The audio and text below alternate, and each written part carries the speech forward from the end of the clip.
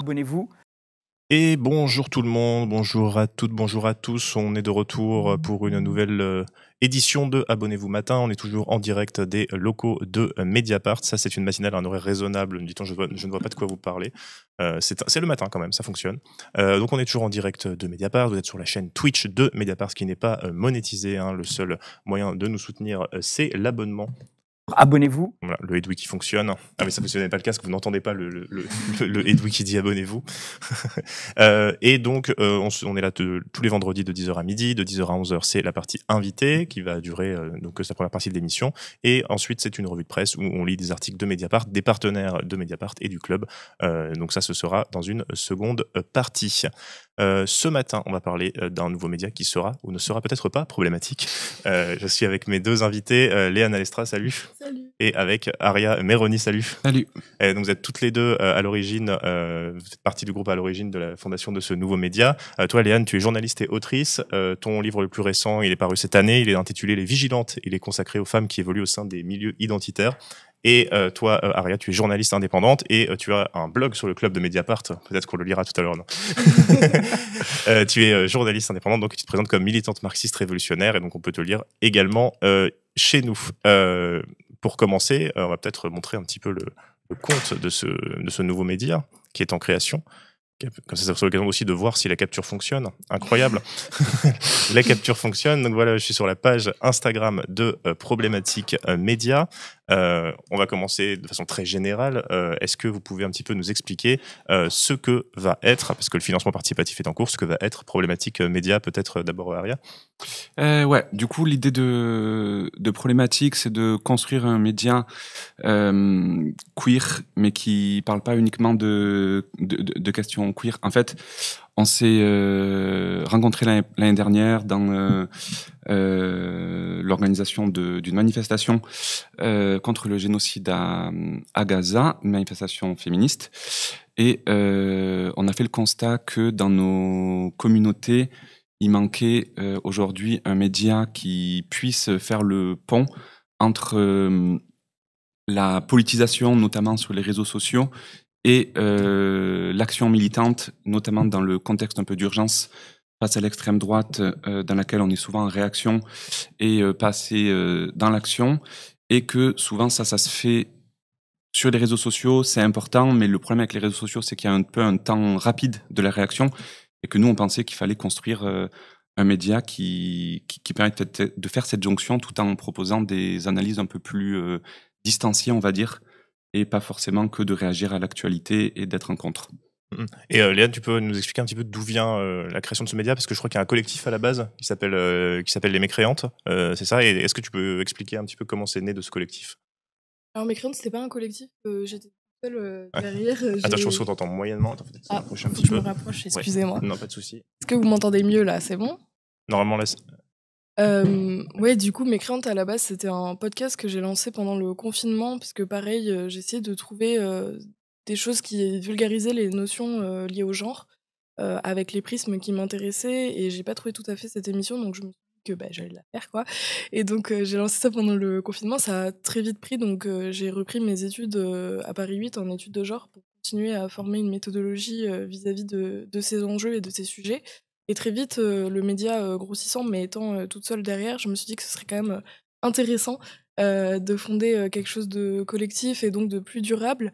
Je suis passée aussi par la rédaction de Manifesto 21, où c'est là où j'ai rencontré Apolline Bazin, du coup, qui est la troisième co-créatrice de Problématique, et qui était rédac chef du coup. Et donc on a commencé à collaborer ensemble, à travailler quotidiennement ensemble pendant à peu près 2 ans.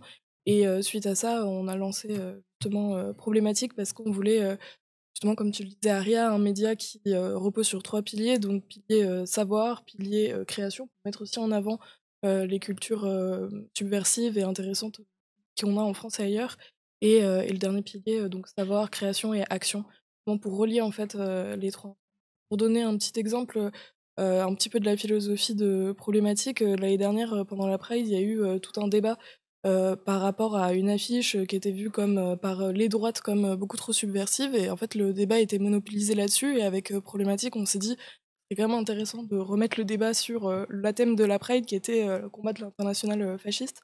Mmh. Et donc on a écrit une tribune dans Le Monde pour parler en fait de comment Retailleau essayait de mettre des CRS autour de Eros, un groupuscule identitaire plutôt, homonationaliste, et donc de là, ça a permis d'être repris dans tous les médias et de parler en fait de ces enjeux qui étaient.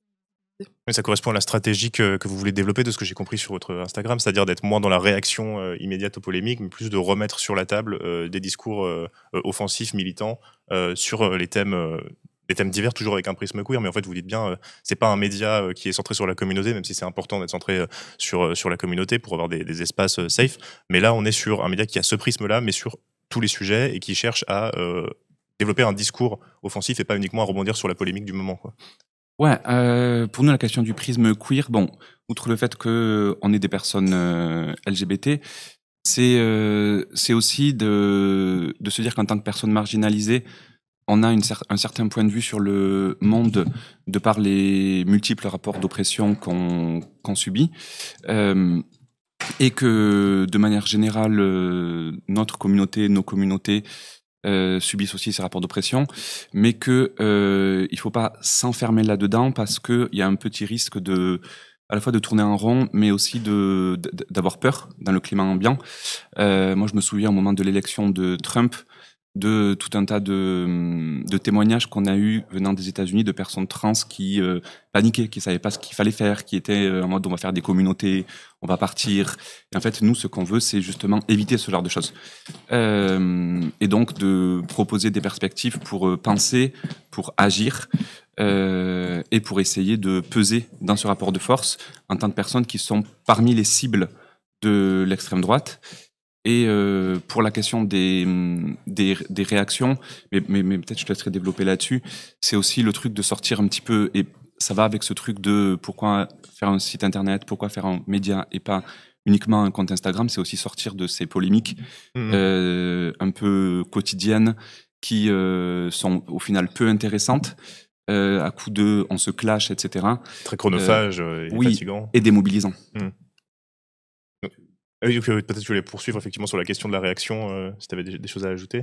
Ouais, et puis je pense qu'il y a aussi une forme d'épuisement, justement, puisque je parlais de Donald Trump, quand il a été élu pour son second mandat, ça faisait partie de ses stratégies de balancer tous les jours 3 horreurs dans les médias pour qu'on soit tout le temps en train de commenter les horreurs qu'a dit Donald Trump. Il disait inondé de merde. Exactement. Ouais. Plutôt que d'essayer de réfléchir à comment faire en sorte de dégager Donald Trump. Et du coup, nous, c'est un petit peu ça aussi le prisme, essayer de prendre du recul et pas de se laisser toujours imposer l'agenda réactionnaire, mais créer notre propre agenda, le booster, et avec une vraie réflexion derrière, quoi. Il y a Tariq qui pose la question que j'avais prévue, Tariq, bien sûr, on pique mes questions, il n'y a pas de problème. C'est vrai que le nom est pas mal parce que ça fait écho à plein de choses. C'est un terme problématique qui est très utilisé dans le milieu militant, qui est parfois un peu galvaudé même. Pourquoi avoir choisi ce nom de média ? Vas-y. Alors, justement, le terme problématique, il est polysémite, et c'est ça qui nous intéresse.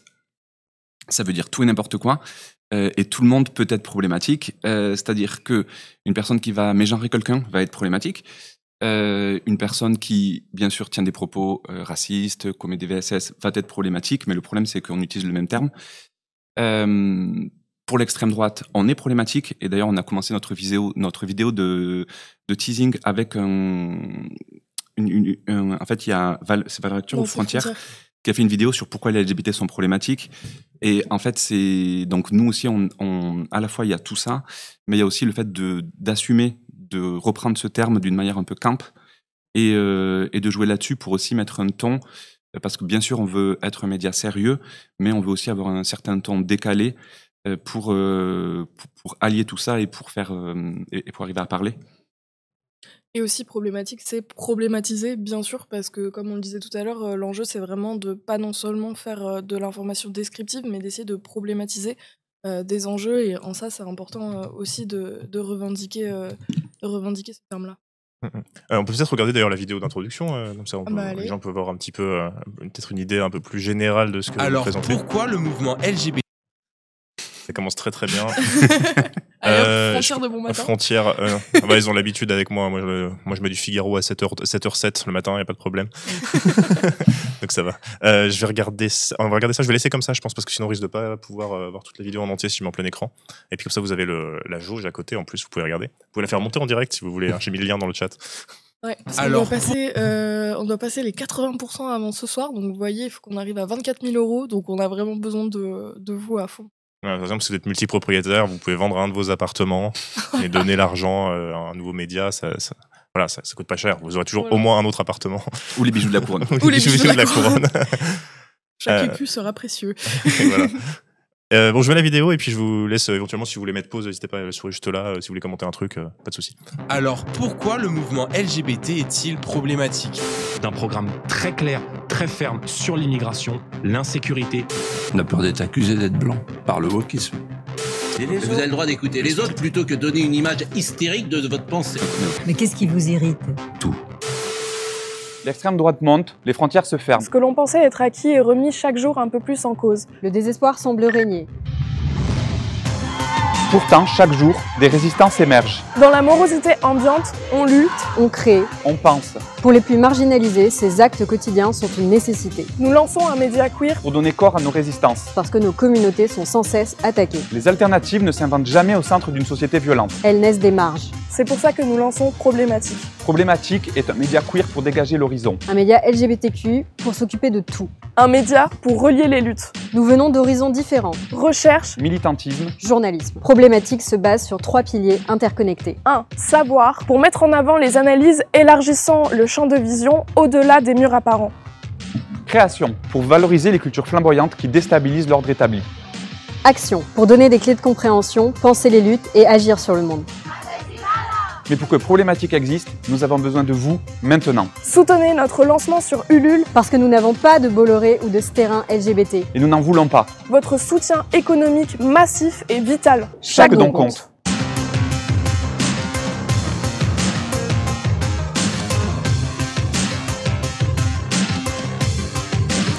Et les crédits. Merci. Une Suzanne qui est une documentaire féministe qui nous a aidé. Bah, effectivement, la vidéo pose bien les enjeux de ce que vous voulez faire. Et ce que je trouve intéressant dans ce que vous avez expliqué sur le non problématique, qui est un terme polysémique, un peu galvaudé, on peut dire aussi ça du terme queer, effectivement. Vous le dites aussi dans votre post, qui désigne la communauté LGBTQIA+, mais pas uniquement, en fait. C'est un mot aussi qui a plusieurs sens et qui peut être utilisé pour désigner plein de choses. C'est aussi ça que permet ce terme. Vas-y. Déjà, je voulais dire que tout le monde n'est pas queer, mais tout le monde peut être problématique. Donc ça, c'est cool. Et ensuite, oui, le terme queer, il fait écho. D'abord, c'est le retournement d'une insulte, hein, mais c'est aussi tout un champ de pensée et qui a été développé justement par les LGBTQIA, mais qui politisent leur rapport au monde et pas seulement, pas juste un rapport à la sexualité, c'est aussi un ancrage social du monde et dans celui qu'on évolue. Oui, parce que nous, on essaye aussi de... En fait, le problème avec de toute façon, tous les termes aujourd'hui sont galvaudés. Et ça, c'est un problème de manière générale. Mais nous, ce qu'on veut aussi revendiquer avec queer, c'est le premier ancrage, c'est-à-dire dans les années 80-90, pour une partie des personnes LGBT aux États-Unis, se démarquer des identités néolibéralisées et faire communauté autour de questions sociales et autour des personnes qui subissaient, y compris l'exploitation, et de retrouver un petit peu aussi cette dimension-là, et retrouver aussi, et là je reviens sur le truc du camp et tout ça, un côté décalé, mais qu'on retrouve parfois dans certains collectifs, c'est-à-dire d'allier la pensée et la fête, la pensée et le fun, et de proposer un média qui permet... notre baseline, c'est un média pour dégager l'horizon, un média queer pour dégager l'horizon. Et ça, c'est à la fois d'arriver à penser des alternatives, mais aussi de penser notre rapport au monde aujourd'hui et de proposer ces alternatives et de proposer y compris de la joie, du décalé, du fun. Et voilà. Parce qu'on en a besoin, vraiment. On en a besoin. Peut-être pour les gens, vous pouvez expliquer un peu ce que c'est le camp, parce que vous avez dit ça pour le nom du média. Vas-y, explique. Le camp, c'est une forme d'humour aussi développée par la communauté queer qui est beaucoup sur l'exagération, un côté très décalé. Je trouve que c'est assez difficile de décrire ce que c'est que l'humour camp en soi, parce que c'est quelque chose qu'on reconnaît, mais c'est une forme de sous-culture et de sous-culture queer dans le rapport à l'humour. Voilà, si vous suivez par exemple les invertis sur les réseaux sociaux, vous verrez leurs mèmes qui sont très camp. Mais il y a plein de façons en fait de ça. C'est aussi beaucoup utilisé dans le drag, dans des formes d'art et d'expression de soi. Je sais pas si tu veux compléter. Voilà. Est-ce que le post Insta que vous avez fait sur les différences entre le média problématique et Morandini, on peut dire que c'est un post camp Oui, totalement. Je vous invite à aller voir sur le compte Insta problématique. 3 différences entre Jean-Marc Morandini et problématique. Il y en a plus que 3 probablement. Vous en avez sélectionné 3 pour le post. C'est pas nous qui l'avons fait, c'est Julien Scarpe, un créateur de contenu, à qui on a demandé une collaboration de nous faire ça. Et parce que ça rentre dans ça, en fait, on fait beaucoup de posts pédagogiques pour expliquer pourquoi nous donner. Y compris, on essaie de faire des posts pour expliquer pourquoi c'est important d'avoir un média. Aujourd'hui, on a fait un post pour expliquer à la fois qui va écrire pour nous dans les premiers articles, mais pourquoi est-ce que ça coûte de l'argent d'essayer de rémunérer des pigistes et de pas de reproduire cette exploitation où on prend des piges gratuitement et voilà. Mais à côté de ça, je reviens là-dessus, sur le truc du camp et tout, mais pour nous, c'est important d'essayer de montrer aussi qu'on tient les deux bouts. Et du coup, quand on a demandé la collaboration à ce créateur de contenu, c'était un petit peu pour faire ça aussi. Ça tombe bien que tu parles de financement, ça me fait une transition gratuite. Alors, les gens sont moqueurs dans le chat. Hein. J'adore. Il y a Tibidine qui dit dégager l'horizon, vous pensez au parti d'Edouard Philippe. Oui, on va le dégager. C'est très spécifique sur Totalement. ce parti-là. On fait la campagne en 2020. C'est Horizon, le nom du... En fait, on fait de l'entrisme. Depuis le début, on veut faire la campagne Philippe 2027. Et sur le financement, justement, il y a plusieurs paliers que vous présentez avec votre financement. Là, on en est à 20 000 et quelques euros. Le premier palier se trouve à 30 000 euros, mais selon ce que vous arriverez à récolter, on espère que ce sera le plus possible, mais selon ce que vous arriverez à récolter, le modèle économique du média et la durée du média ne sera pas forcément la même, forcément. Comment vous avez pensé ces différents paliers et à quoi ils correspondent ? Alors oui, 30 000 euros, c'est le premier palier, vraiment parce que, en fait, il faut savoir que sur Ulule, si vous remplissez pas la jauge à 100%, tout le monde est remboursé, on repart à zéro, donc il nous fallait un premier objectif qui soit atteignable. Donc c'est pour ça qu'on a mis 30 000 euros, mais avec 30 000 euros, la rédaction va rester bénévole, donc du coup, ce sera pas régulier, etc. Pour que ça devienne vraiment un média, il nous faut minimum 70 000 euros, et l'objectif, c'est 100 000 euros. Ça paraît beaucoup, mais en fait, c'est atteignable. Mais c'est juste qu'on a besoin d'une mobilisation qui nous porte. Avec 100 000 euros, on peut tenir jusqu'à 2027 avec une couverture du coup des présidentielles et ce salarié. Bien sûr, et en fait, aussi, ce qui est important avec la campagne Ulule, c'est que, comme on l'a dit au début, on est 3 personnes LGBTQIA. On a certes une reconnaissance de nos pairs et on en est très fiers et très heureuses, mais on reste des personnes queer dans un moment où, par exemple, cette année, les aides à la presse sont gelées, où il y a de moins en moins de financement, vous êtes au courant là, du budget qui va passer, et donc déjà d'arriver en disant regardez, avec Ulule, on a réussi à prendre 100 000 euros, on a X personnes derrière nous, donc on n'est pas des rigolos, donc maintenant soutenez-nous. Et en fait, ce qu'on va essayer de faire, c'est de croiser les financements, mais on a besoin en fait d'une base de lancement fort qui nous permettent vraiment de nous ancrer et de nous crédibiliser, et c'est pour ça qu'on a vraiment besoin de votre soutien, de votre relais à fond. Voilà. Et pour compléter, du coup, donc on fait cette campagne de levée de fonds. Après, on va avoir un système d'abonnement. Du coup, tout le site sera en accès libre, mais un abonnement qui donnera accès à une newsletter avec des articles exclusifs dessus et peut-être d'autres choses. Parce que l'objectif, même si on va aller chercher d'autres sources de financement, mais c'est d'essayer un minimum d'aller chercher, de faire ça au minimum, quoi, pour rester le plus indépendante possible. Et après, sur le modèle aussi, moi, ce que je voulais dire, en fait, on essaye aussi de créer un média pérenne, et avec il y a la question de la crédibilité pour un média LGBT, parce qu'on a un peu l'habitude, on a pu avoir l'habitude d'avoir des projets qui se lancent et qui, au bout d'un moment, s'épuisent. Nous, on a plusieurs personnes qui nous ont fait les retours de nous dire qu'ils avaient des réserves à nous financer parce qu'ils avaient l'exemple de Y Media en tête, qui avait levé beaucoup d'argent et qui, au bout de 2 ans, n'a pas continué. Et que nous, du coup, on essaye de tirer les bilans de cette expérience où, en fait, il y avait beaucoup de monde à l'intérieur, que c'était un projet très ambitieux directement et qui, du coup, n'a pas forcément pu ensuite se pérenniser. C'est pour ça qu'on est une petite équipe et que, bien sûr, on a des ambitions. On aimerait à terme faire de la vidéo, faire plein de choses, mais qu'on essaie aussi d'être réaliste. Et c'est pour ça aussi qu'on demande 100 000 euros, c'est pouvoir travailler dans des bonnes conditions, et y aller étape par étape et pas directement arriver en disant on va être le média, l'anti-têtu qui va tout briser et dans 2 ans on est à... Voilà. Même si XY Media a fait des trucs hyper bien et que c'est hyper basé, quoi. Bah, c'est juste qu'après, la qualité, c'est compliqué et justement, c'est bien de aussi reprendre ces expériences qui ont été importantes, quoi. Et ce que vous expliquez aussi, c'est que dans votre projet, il y a aussi s'intégrer dans un écosystème, un ensemble de médias indépendants et aussi dans un ensemble de liens avec des personnes d'horizons divers. Ça, vous le montrez dans la vidéo. C'est aussi l'idée que même quand on est un média indépendant avec une petite équipe, on n'est pas tout seul, on n'est pas toute seule et vous pouvez aussi jouer là-dessus parce qu'il y a plein de médias indépendants qui se créent en ce moment. On en reçoit beaucoup ici d'ailleurs. Et faire des coopérations avec ces autres médias, ça peut aussi être un moyen de durer. Complètement. Bah, à terme, on aimerait aussi, pourquoi pas, faire même des enquêtes croisées ou des collaborations un peu plus avec nos pairs. Ça, c'est vraiment hyper cool et on se sent aussi porté par les autres médias indépendants et c'est hyper précieux. Et franchement, c'est une des plus belles preuves de reconnaissance de tout le travail qu'on fait en sous-marin depuis 1 an sur ce projet, quoi. Ouais, et ça, du coup, c'est une partie aussi là de la campagne où on essaye, on est là ce matin, on essaye d'avoir un maximum de passages dans des médias indépendants. Après, on a déjà un réseau de base qu'on a pu mobiliser, notamment dans les soutiens de la Tribune. Je pense notamment à Nicolas Framont, Mathieu Bollard. Street Press et Frustration Magazine. Oui, pardon. La Déferlante qui nous soutient. Déferlante qui est venue ici d'ailleurs. Et après, sur l'autre partie que tu disais, sur donc les chercheurs, les artistes, etc.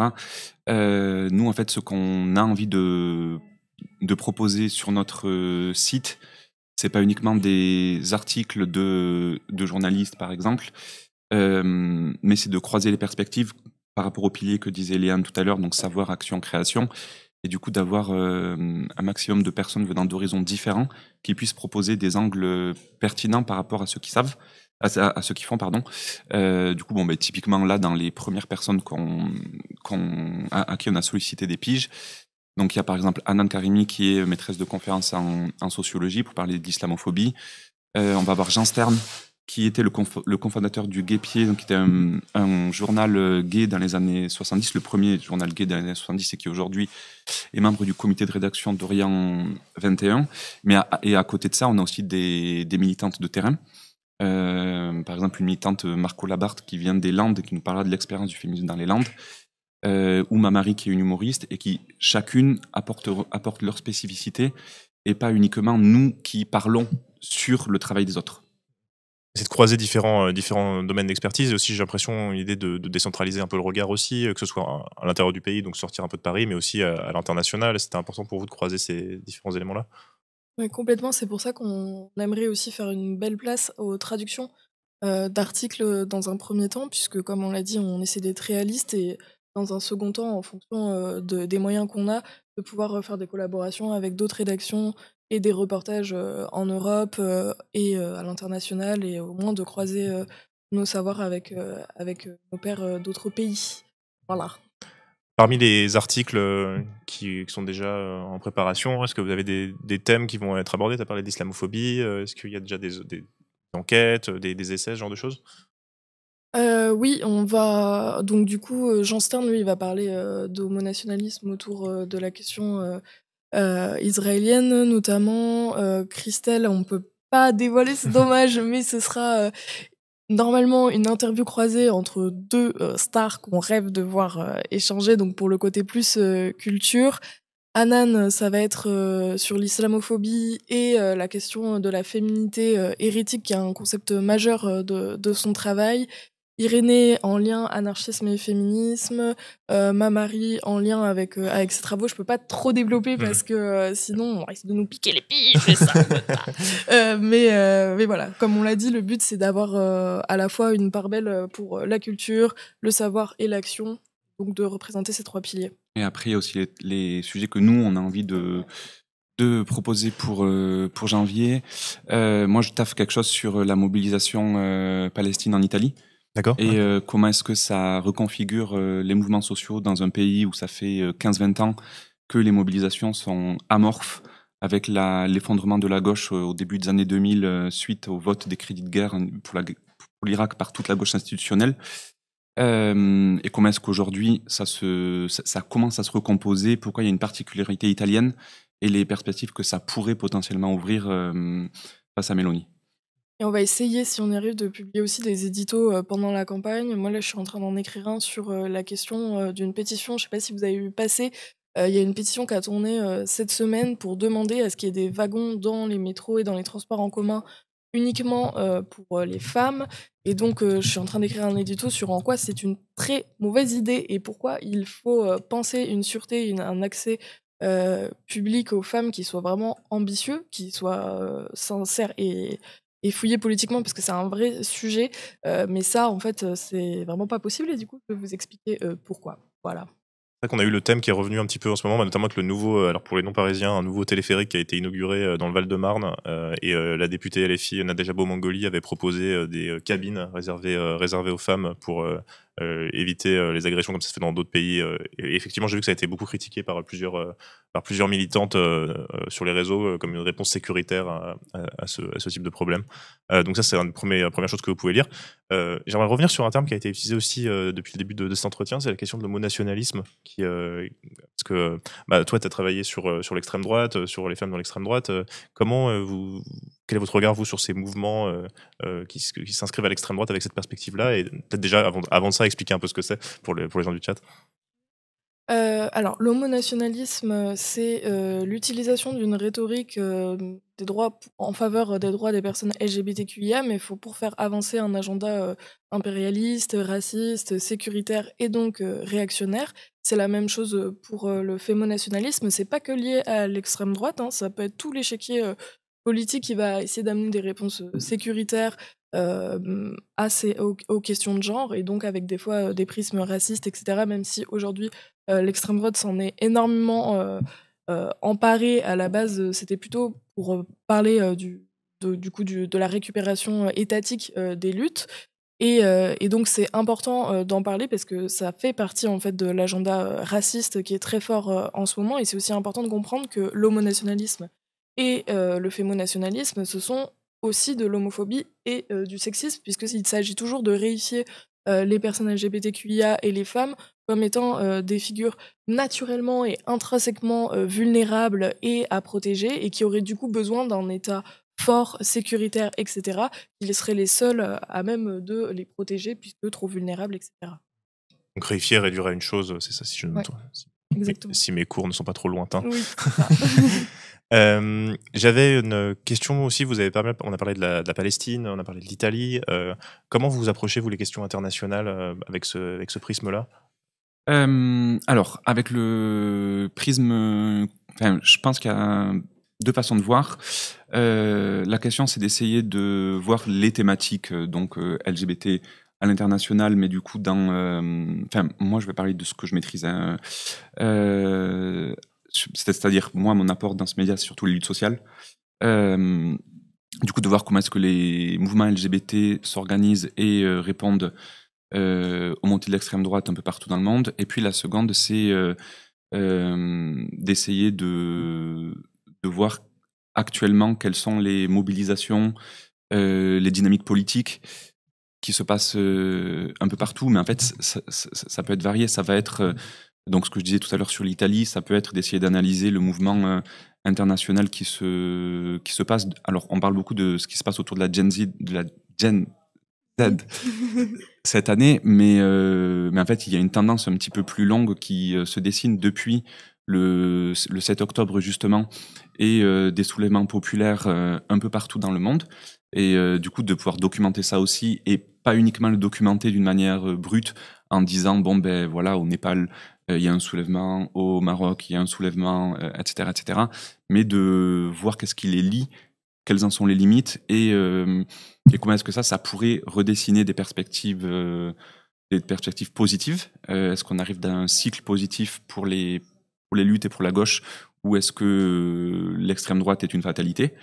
Et puis après aussi d'analyser les stratégies de l'extrême droite internationale. Par exemple, là on parlait de l'homonationalisme, et ce qui est intéressant à voir, c'est que dans l'État espagnol, actuellement, Vox, donc le parti d'extrême droite, est en train de reprendre une rhétorique homonationaliste, alors que jusqu'à présent, leur cheval de bataille, quand ils se sont lancés, c'était au moment des vagues féministes il y a 8 ans, dans un pays qui est un des pays les plus progressistes sur les questions LGBT en Europe et dans le monde, et qui du coup avait fait son cheval de bataille contre la théorie du genre, contre les marias féministes, contre les lois d'autodétermination du genre pour les personnes trans. Et maintenant que la question islamophobe et d'haine contre les migrants commence à arriver, notamment dans le sud de l'État espagnol, ils reprennent, y compris eux qui étaient historiquement contre les droits des LGBT, cette rhétorique homo-nationaliste pour dire qu'il y a une submersion. Et du coup, ça aussi, c'est intéressant à analyser sur comment est-ce que le néolibéralisme autoritaire et le néofascisme s'emparent ou pas de ces questions. On peut penser aussi à Alice Weidel. Et est-ce que ça va jusqu'au bout? Est-ce que c'est une intégration pleine et totale, ou est-ce qu'il y a des limites, des contradictions? Ça, je pense que toi, t'en parles mieux, notamment dans ton livre, de cette contradiction entre être une personne minorisée et être au sein de l'extrême droite, et voilà, d'essayer de se décaler parce qu'au final, on est dans un monde interconnecté et que la question internationale résonne. Après, pour moi, y compris, elle résonne dans mon parcours militant. Elle résonne forcément. On ne peut pas tout voir par les lorgnettes du local, à la fois pour comprendre ce qui se passe ici, mais aussi pour exprimer de la solidarité internationale et la construction des mouvements sociaux. Petite précision, Alice Weidel, si vous ne savez pas qui c'est une des cadres du parti d'extrême droite allemand, et elle est lesbienne, mariée du coup avec une femme qui n'est pas allemande, et elles vivent en Suisse ensemble, et du coup voilà. Mais elle est petite fille de nazie avant tout, voilà, et nazie elle-même. Et elles ont fait une PMA.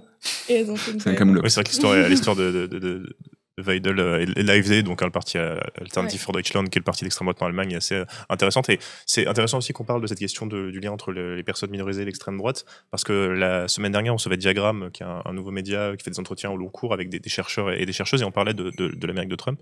Et on voyait aussi ce process-là sur les minorités raciales aux États-Unis qui se sont tournés, alors pas en majorité, mais en partie avec le deuxième mandat de Trump, vers un soutien à Donald Trump. C'est aussi une évolution qui vous intéresse, et quelque chose que vous regardez aussi avec votre regard à vous?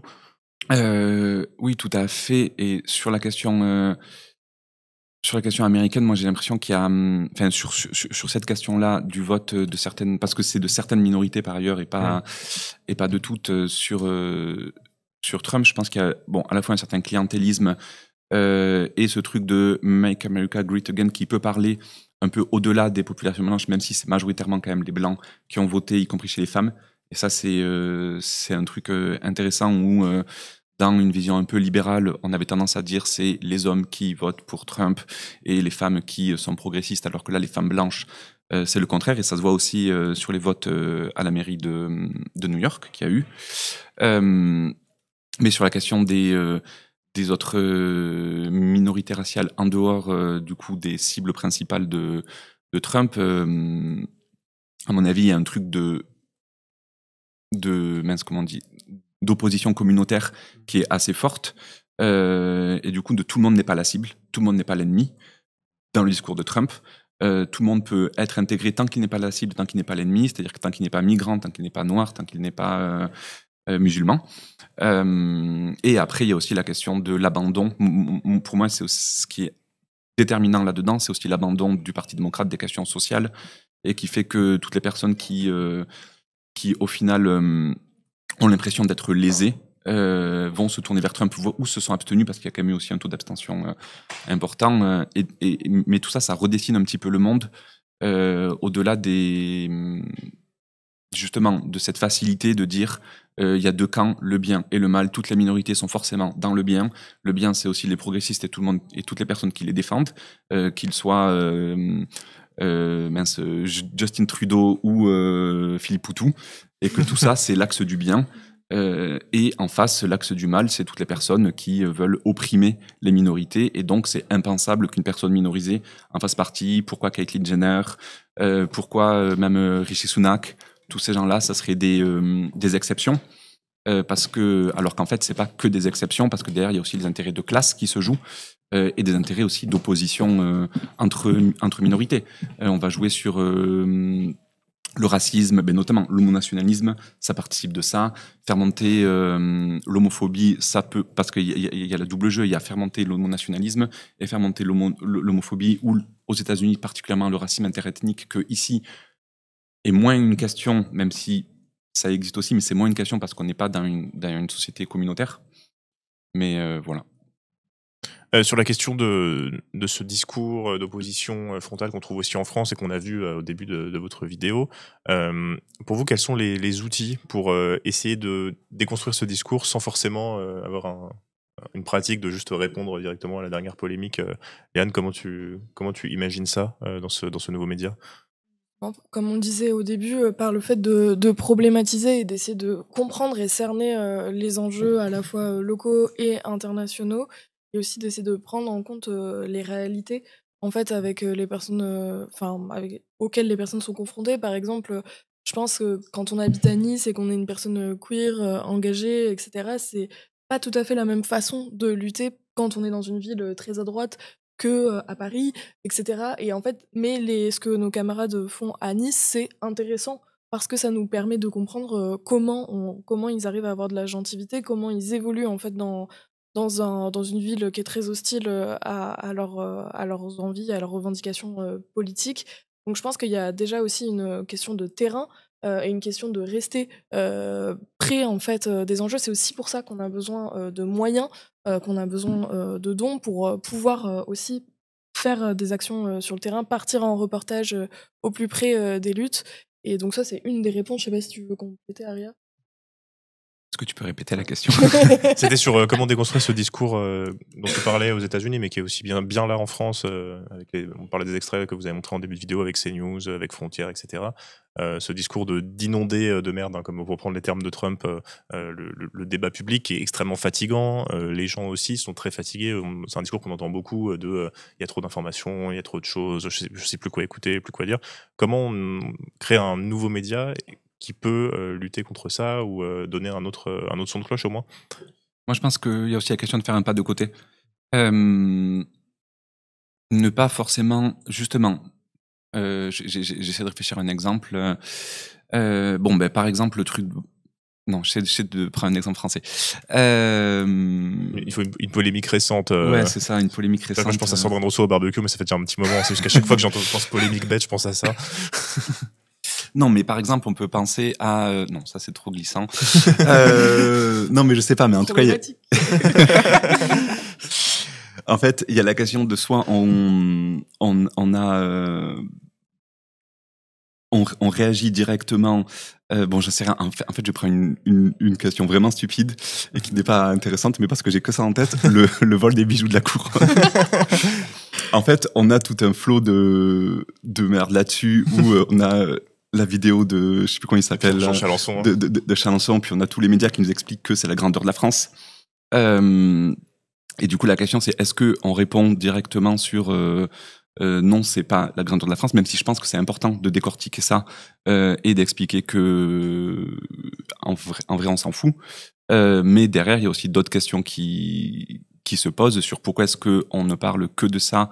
Et pourquoi est-ce que les médias se focalisent sur au final quelque chose qui coûte quelques millions d'euros, qui est une réplique, et en fait un sujet hyper fort, et d'essayer de voir pas uniquement sur est-ce que c'est ça la grandeur de la France ou pas, mais est-ce que c'est ça la priorité des gens ou pas.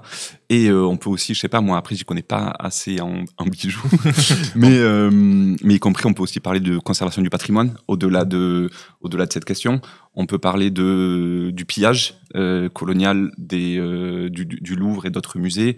En fait, c'est d'essayer de sortir de la petite case dans laquelle les polémiques sont enfermées et d'essayer de voir au-delà pour penser différemment les sujets et pour proposer justement par exemple cette question de est-ce que les bijoux passent le patrimoine ou est-ce qu'on parle du pillage colonial, et on parle aussi de quel type d'œuvre on pourrait conserver et comment, quel est l'art légitime, quel n'est pas l'art légitime. Là déjà on passe dans le positif aussi, donc à la fois dans la proposition de lutte contre le colonialisme, mais aussi de positif de qu'est-ce qu'on conserve, comment on le conserve, etc. Et aussi la question de est-ce que c'était pas une façon aussi de ne pas parler du budget, par exemple, donc reposer ces enjeux-là. Et je dirais aussi le fait d'être un peu chippie, ça permet non, mais aussi d'amener un peu d'audace, on va dire. C'est quand même important parce que ça soude, ça remobilise, ça donne un nouveau souffle. Et on est dans une posture où on subit moins, en fait, quand on reprend aussi du pouvoir par le rire, le côté décalé, etc. Et ça, c'est aussi pour ça que c'est important pour nous. Un autre exemple un peu plus sérieux, du coup cette fois-ci, la question de Brigitte Macron. Et du traitement de l'affaire Jean-Michel Trogneux-Brigitte Macron, qui, le président et Brigitte Macron qui ont dit qu'ils allaient faire des tests de... Ah oui, pardon. Justement, c'est ce que j'allais dire. Ouais. Rappeler l'affaire. Du coup, c'est du harcèlement moral, notamment en ligne, contre Brigitte Macron, avec toute une affaire de dire qu'elle serait une femme trans. Et là actuellement il y a un procès contre les instigateurs et instigatrices de l'affaire. Il faut noter aussi que cette affaire-là, elle a été gigantesque. Alors il y a eu une bonne série d'enquêtes dans le monde sur cette affaire-là, qui justement a traversé l'Atlantique et a été reprise par des polémistes aux États-Unis, notamment Candace Owens, qui est une proche de Donald Trump, à tel point que Macron lui-même a dû parler à Donald Trump directement pour lui dire de calmer un peu sur cette polémique-là. Et donc il y a eu une réponse judiciaire du couple Macron sur cette théorie du complot transphobe qui touche Brigitte Macron. Et en fait, dans beaucoup de médias mainstream, y compris dans la réponse de Brigitte Macron et de Emmanuel Macron, la question c'est de montrer que c'est pas un homme. Mais en fait, ça c'est transphobe en soi, de dire est-ce que c'est un homme ou pas.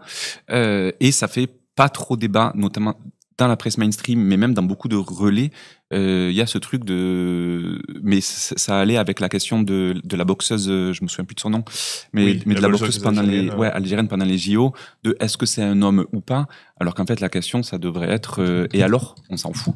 C'est pas... Iman Khalif. Iman Khalif, merci.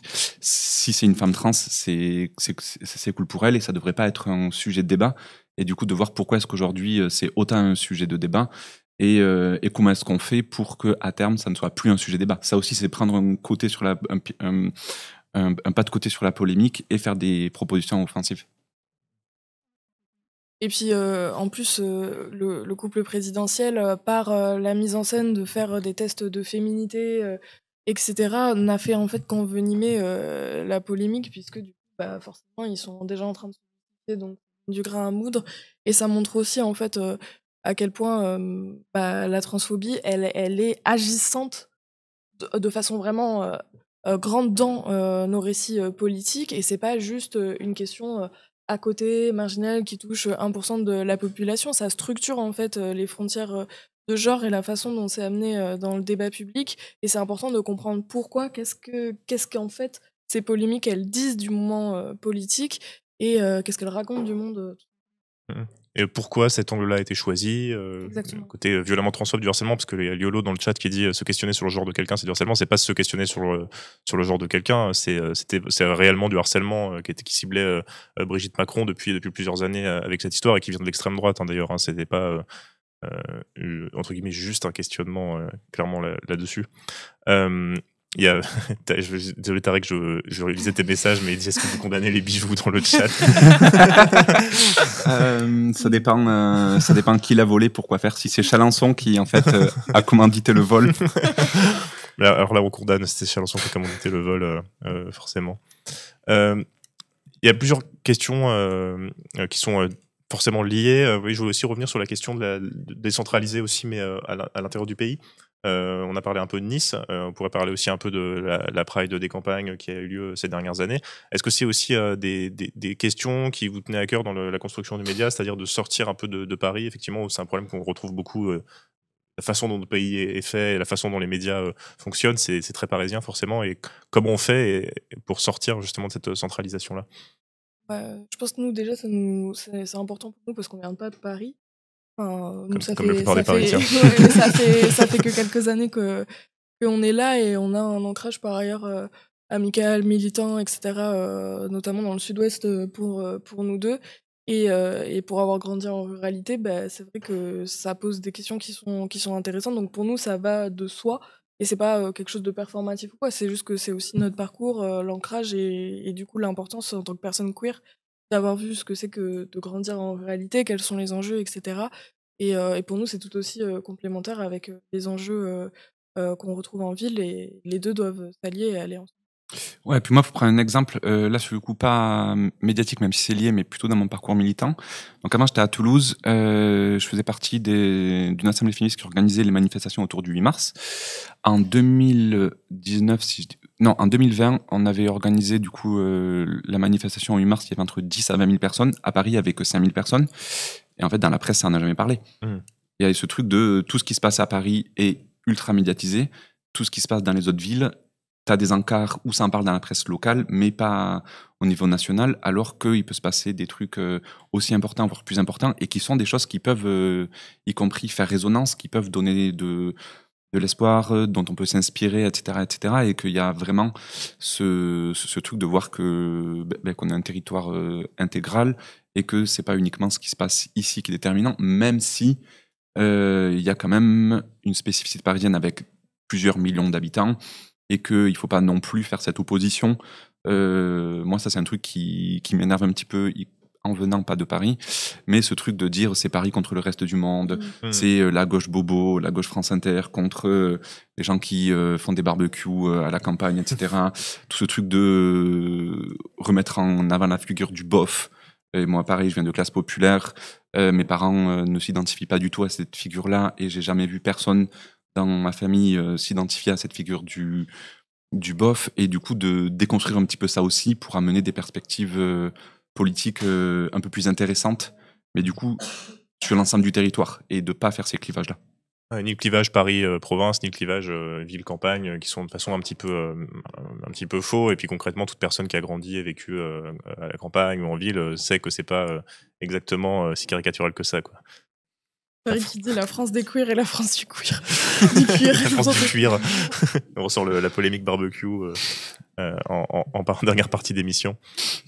Et la question de l'humour, je trouve aussi intéressante sur ce que vous disiez, que ce soit dans l'écriture d'articles. Là, vous avez une humoriste qui participe pour le début, voilà, la Marie, qui participe pour le début de l'article. C'est important pour vous aussi cette question de rajouter de l'humour, un petit peu d'ironie dans la création de votre média? Ouais, bah oui, complètement. Comme on disait, c'est important pour donner un nouvel élan aussi de l'entrain. Et en plus, je pense que par l'humour, on peut faire passer des choses très politiques. Ma Marie, elle a une plume exceptionnelle. Si vous l'avez jamais vue en spectacle, foncez. Non seulement elle a une éloquence incroyable, elle parle dans son spectacle à la fois d'être une femme noire en hôpital psychiatrique, d'inceste et du génocide au Rwanda, mais tout ça en faisant rire, ce qui est quand même un exploit, hein, on est d'accord. Et donc ça montre bien en fait que par l'humour, on peut parler de choses extrêmement taboues, extrêmement sensibles et en même temps très importantes. Et c'est pour ça aussi que l'humour est au centre du projet, quoi. Ouais, et puis par exemple, là, pour donner un exemple aussi sur ce qu'on fait, bon, c'est pour l'instant dans le cadre de la campagne, mais on va faire ça un petit peu plus long. Dans les contreparties, on propose des t-shirts. Avec, du coup, il y a plusieurs formats, il y a problématique de tous les pays, unissez-vous, Siamo Tutti problématique, et une reprise de Johnny Hallyday. On a tous en nous quelque chose de problématique. Et ça, à terme, on a envie d'avoir un espace aussi merch et qui propose des trucs décalés comme ça. Aussi parce qu'en fait ça attire l'œil et ça permet après de parler politique. Mais là tout à l'heure Léane, elle avait évoqué le cas de ce que fait le collectif LGBT parisien Les Invertis et où ça fonctionne énormément, que ça soit les mèmes qui ont permis d'être connus sur internet ou les actions un peu coup de poing décalées comme l'apéro de la mort de Jean-Marie Le Pen, là au moment de l'incarcération de Sarkozy. Il y a eu une action organisée d'aller faire dans le rassemblement, dans le 16e, avec des pancartes qui poussent à l'extrême la caricature, avec des trucs du style la justice au Karcher, moins de révolution, plus de corruption. Mais en fait, ce genre de choses, ça interpelle, comme je disais, et si on n'est pas que dans le performatif, après ça politise. Et après, ça amène à la réflexion. Et c'est aussi ce truc d'attirer pour convertir, on va dire. Et aussi de relever la tête, je pense. Et de dire, en fait, on va pas subir. Nous aussi, on peut reprendre l'agentivité sur le moment politique et montrer qu'on est là, qu'on a des choses à dire et qu'on n'est pas juste à subir en fait la misère qu'on nous met au quotidien. Voilà. Puis se détacher un peu d'une espèce d'un truc un peu à la mode, d'espèce d'ironie et de cynisme aussi. C'est pas cet humour-là, en fait, j'ai l'impression dont vous parlez, c'est vraiment quelque chose de positif qui s'inscrit un peu dans le projet que vous avez. Oui, totalement. Mais en fait, c'est ce que vient de dire Léane, ce truc de... C'est pas parce que le monde est dur, c'est pas parce que la vie est nulle que... Non, mais c'est pas parce qu'on a l'impression qu'on va fatalement vers l'extrême droite, même si nous on pense que c'est pas... Enfin, qu'il faut essayer de tout faire pour que ce soit pas le cas, qu'on est obligé de pleurer en permanence, parce que c'est aussi comme ça qu'on y va, c'est en ayant peur, en se divisant, etc. Et qu'il faut montrer qu'on peut avoir de la joie, de l'impertinence, parce que c'est aussi comme ça qu'on vit et c'est comme ça qu'on devrait vivre de manière générale. Là, c'est un peu bisounours ce que je dis, mais à un niveau individuel, le fascisme, il monte aussi comme ça. Il monte aussi par le fait que tout le monde se résigne, que tout le monde a peur, que tout le monde reste chez soi, alors que faire contre-société, bien sûr, c'est pas réductible à ça du tout, mais ça en fait partie. Oui, et puis il y a aussi, pour toutes les communautés marginalisées, voilà, elles ont vécu dans plein d'époques des moments extrêmement difficiles et pourtant elles n'ont jamais arrêté de lutter, d'inventer des façons de faire des médias, hein, parce qu'on s'inscrit aussi dans une histoire des médias anarchistes, communistes, LGBTQIA, etc., qui ont pris des risques, qui sont allés en prison. Aujourd'hui encore, des journalistes sont emprisonnés, sont tués comme à Gaza pour faire leur travail. Nous, on n'est pas, on risque pas notre vie avec ce projet, donc c'est aussi le moment de dire on a aussi des privilèges du fait d'être français, etc. Et on a les moyens en fait de se battre encore et du coup il faut les prendre. Et oui, il y a des choses qui sont dures, mais ça pourrait être 100 fois plus dur et on a beaucoup de choses à conquérir aussi. Et surtout, si l'offensive réactionnaire et fasciste monte, c'est aussi parce qu'on est fort, parce qu'on leur fait peur, puisque c'est toujours une forme de contre-révolution. Et donc il ne faut pas sous-estimer aussi le pouvoir, les savoirs, les outils qu'on a développés et qui viennent de longtemps derrière nous, parce que tout ça c'est une force qu'on essaye que les droites essayent toujours de minimiser justement pour qu'on aille vers la résignation, et c'est aussi ce qu'on refuse de faire à Problématique, quoi. Puis d'avoir une approche intersectionnelle sur toutes les luttes dont vous parlez. Moi, je pense notamment à la question du génocide à Gaza, où il y a un argument de droite qui revient souvent, c'est des LGBT, vous défendez les Palestiniens, alors que les Palestiniens sont homophobes, ce qui est déjà une construction en soi, mais c'est cette idée-là aussi de dire, en fait, on peut relier toutes les luttes sans problème, et ça se fait beaucoup, et ça permet aussi justement de relever la tête, ce que vous disiez, de trouver des horizons communs.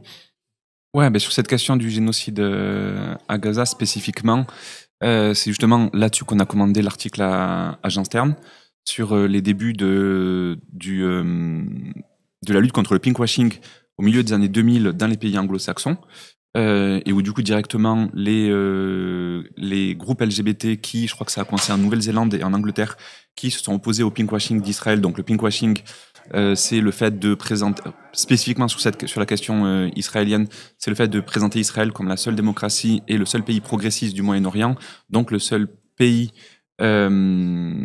du Moyen-Orient où les personnes LGBT peuvent aller en toute sécurité. Je me souviens des pubs pour Tel Aviv il y a quelques années où il y avait des drapeaux arc-en-ciel dans des rues de Tel Aviv en mode venez, avec des couples gays qui étaient présentés, alors que le mariage gay n'est même pas légal en Israël. Enfin, c'était cette campagne-là en fait. C'est ça. Et du coup, du coup traiter... Enfin, pour moi, il y a aussi une question de... Donc, il y a... Pardon, désolé, je m'embrouille. Sur cette question, du coup, de Chicken for KFC, quoi, un petit peu, c'est ça le slogan qui était pris par la droite, c'est-à-dire qu'on serait les poulets qui défendent KFC parce que le Hamas met à mort des personnes LGBT, etc. Mais il y a à la fois la question du fait que là, ceux qui tuent principalement des personnes LGBT en Palestine, c'est les bombardements israéliens. Et puis, il y a la question aussi de prendre parti. Et ça, c'est une question pour moi de militantisme derrière, qui est le fait que quand on lutte, on peut pas prendre toutes les questions comme si elles étaient égales, et du coup de dire que la souffrance des Palestiniens, il faut la prendre en compte, mais qu'en même temps, il faut prendre en compte le fait que les LGBT palestiniens souffrent là-bas, donc il faut défendre un petit peu Israël, donc etc.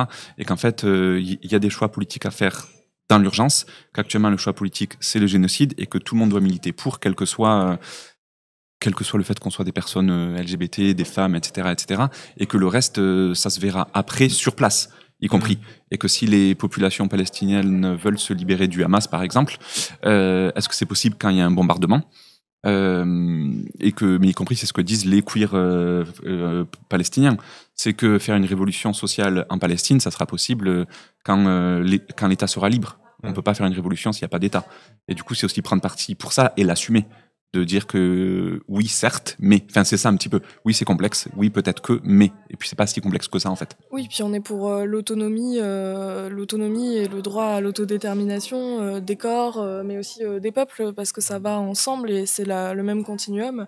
Donc, forcément, c'est aussi une lutte qui parle aussi du rapport à la liberté, à l'autonomie, au droit de circuler. Et le droit de circuler, qui est complètement inexistant à Gaza et en Palestine, il touche aussi le droit de circuler de toutes les personnes, notamment LGBT du monde, qui veulent s'exiler, qui sont obligées de s'exiler et qui ne peuvent pas quand il n'y a pas le droit à circuler. Donc c'est aussi tous ces enjeux-là qui se croisent à la question, avec la question palestinienne et qui s'entremêlent, quoi. On n'a plus beaucoup de temps, ça marche parce qu'il y a plein de trucs intéressants sur ce sujet, notamment par rapport à l'Ukraine, où il y a des problématiques similaires aussi par rapport aux personnes LGBT qui sont organisées pour lutter contre l'invasion russe, malgré les politiques homophobes ukrainiennes. Enfin, il y a des parallèles à faire qui sont super intéressants. Mais je pense qu'on va s'arrêter là, parce que sinon, je n'aurai pas le temps de faire la petite pause pour la deuxième partie d'émission. Merci beaucoup à toutes les deux. Je rappelle votre média qui est en train de faire une levée de fonds, donc problématique. Média, je vais remettre le lien dans le chat. Je vais remonter tout en haut de la page, c'est très très long. Vous êtes déjà à 21 055 €, ça a monté depuis le début de l'émission, de plusieurs dizaines d'euros. J'ai donné, merci Tariq, à Problématique. Merci beaucoup à toutes les deux, merci d'être venues. Merci de l'invitation. Et puis on espère que cette levée de fonds sera couronnée de succès, et puis on souhaite beaucoup de réussite à Problématique en tout cas.